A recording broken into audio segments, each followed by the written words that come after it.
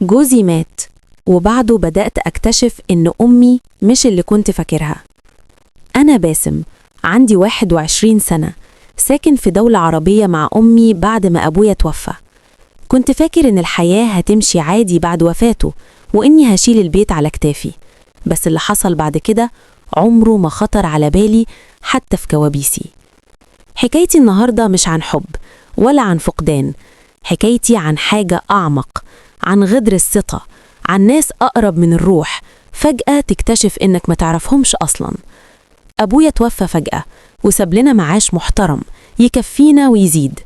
أختي الكبيرة اتجوزت وسكنت في منطقة بعيدة، وبقينا أنا وأمي لوحدنا.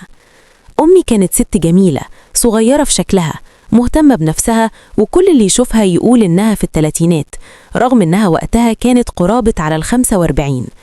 كانت بتظهر قدام الناس إنها قوية، بس أنا كنت شايف حاجة تانية، شايف واحدة بتحاول تتمالك نفسها. عدت الشهور والحياة بقت روتين، شغل، أكل، نوم، وأمي دايما في أوضتها. ساعات كتير بتتكلم في التليفون وتضحك أو تبكي فجأة، وأوقات تفضل قاعدة بالساعات ساكتة وسرحانة. كنت بسألها: مالك يا أمي؟ شكلك متغير. كانت ترد: مفيش يا حبيبي، مجرد تفكير في الأيام والذكريات. بس قلبي كان حاسس إن في حاجة مش طبيعية. مع الوقت بدأت ألاحظ تصرفات غريبة من أمي، لبس مش متعودة أشوفها تلبسه، مكياج وهي في البيت لوحدها، وسرحانها زاد وبقت ماسكة التليفون طول الوقت. يوم كنت راجع من الشغل لقيتها قاعدة في الصالة، باين عليها إنها كانت بتعيط وبتخبي الموبايل بسرعة. قلت لها: مالك؟ في إيه؟ مين مضايقك؟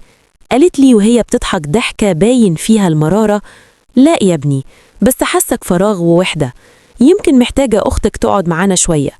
قلت لها: خلاص، أكلمها تيجي تقعد عندنا أسبوع. ردت بسرعة: كلمتها، قالت لي مش فاضية.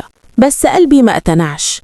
اتصلت بأختي من وراها وقالت لي: إزاي؟ أنا ما قلتش كده خالص، لو عايزني أجي من بكرة.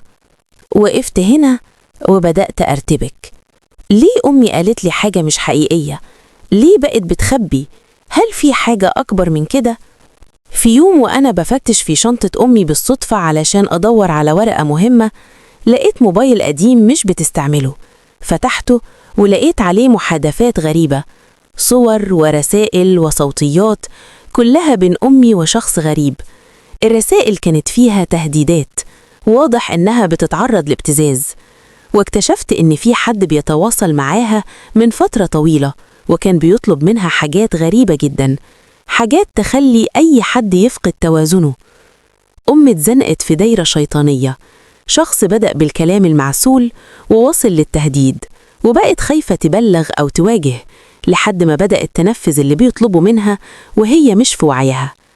واجهتها، قالت لي وهي منهارة: أنا غلطت يا ابني، كنت محتاجة حد يسمعني، لقيته بيهتم وبعد كده بقى يهددني وأنا خفت. فضلت تبكي وأنا متجمد مكاني، مش عارف أصدق إن أمي اللي طول عمري شايفها قوية بقت في الموقف ده. بصيت لأمي وسألتها: ليه ما خبرتنيش؟ ليه سكتي؟ قالت لي وهي بتنهار: لأني كنت خايفة تتغير نظرتك ليا، وخايفة الناس تعرف، وخايفة من كل حاجة. الموضوع خرج عن السيطرة، والشخص ده بدأ يبعت تهديدات حتى لرقمي أنا، وطلب يقابلني. رحت فوراً لصديق ليا فاهم في الحاجات دي، ووريت له كل حاجة. قال لي: دي شبكة ابتزاز، مش مجرد واحد بيهددها، دول بيستغلوا مشاعر الستات اللي بيمروا بظروف صعبة بعد الفقد وبيوقعوهم في المصيدة. بدأنا نتصرف، وبفضل ربنا قدرنا نوصل للراجل ده وبلغنا عنه، وتم التعامل معاه قانونياً. بس اللي وجعني مش بس اللي حصل، اللي وجعني إن أمي كانت لوحدها وسايبة جواها هموم كان ممكن تشاركنا بيها. أنا مش بحكي الحكاية دي علشان أفضح حد ولا علشان ألوم أمي، أنا بحكيها علشان أي واحدة بتمر بظروف صعبة تعرف إن السكوت مش دايما هو الحل. يا جماعة، في ناس بتستغل مشاعر الناس، خصوصا بعد الفقد أو الطلاق أو الوحدة. لو عندكم أم، أخت، زوجة، اسألوهم، طمنوهم، خليكم دايما جنبهم. أنا باسم، ودي كانت حكايتي اللي علمتني إن أقرب الناس ممكن يضعف، وإننا لازم نكون سند لبعض قبل ما يفوت الأوان.